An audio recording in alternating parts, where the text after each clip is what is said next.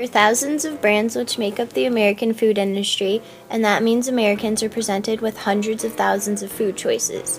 Unfortunately, many consumers are unaware of what's in their food. GE foods are foods which have had their DNA altered through genetic engineering in order to exhibit more favorable qualities such as higher herbicide and insecticide tolerance. With GE foods in approximately 75% of the processed food in the United States, they have infiltrated our grocery stores and thus made their way into the millions of households, causing quite a bit of controversy.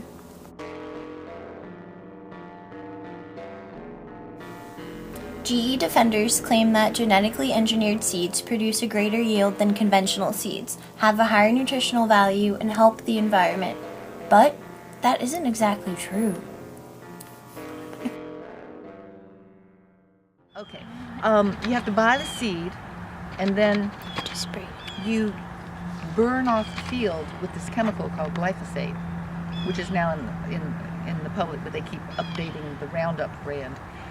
So you spray the field, which adds huge amounts of pesticide, of chemical, to the ground.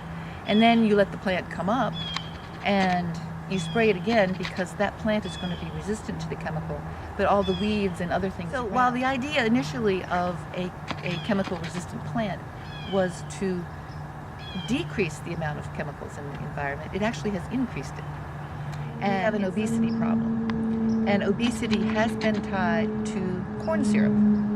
Corn syrup is a product of GE fields and huge fields of corn. GE foods have the potential to trigger serious health responses. Studies have shown that genetically engineered crops, such as soybeans, have both caused and increased allergic reactions within people after repeated consumption. So the idea of having a food that takes so much transformation before you can actually consume it it's a hard thing for me to swallow. But because the corn and soybeans and sugar beets are so pervasive in our food system, or so ubiquitous in our food system, that is causing allergies, it's causing neurological problems, it's causing endocrine problems, and it's causing obesity simply by providing empty calories. People still feel the need to eat and consume.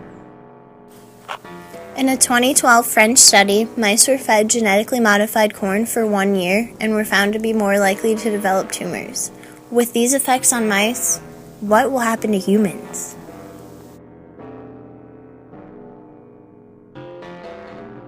The FDA does not require any health safety testing of genetically engineered foods and actually leaves it up to the developer to determine the safety of its products, which leaves all consumers at risk.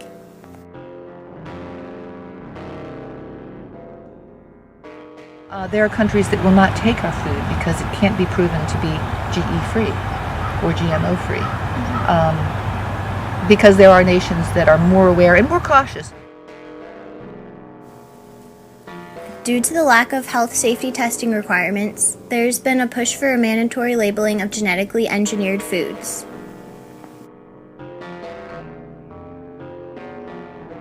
And also when it decided that not only wasn't not necessary to label genetically modified foods, but you also weren't going to be allowed to.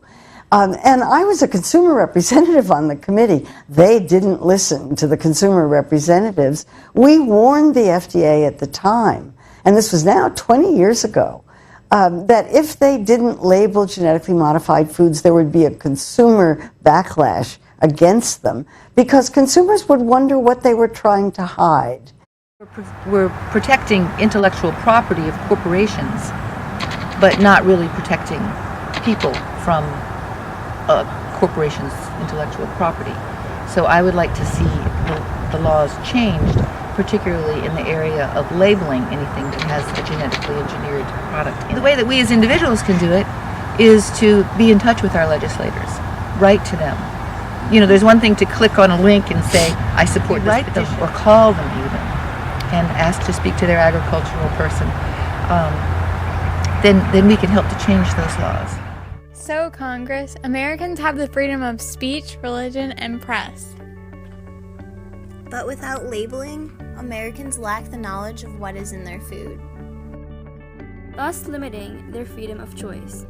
The consumers would then have a choice as to whether or not to buy something that has a GE or GMO product in it. It would give us the freedom and the information that we need in order to make informed decisions about what we eat. In 2014, we ask of you, Congress, to prioritize the labeling of genetically modified foods.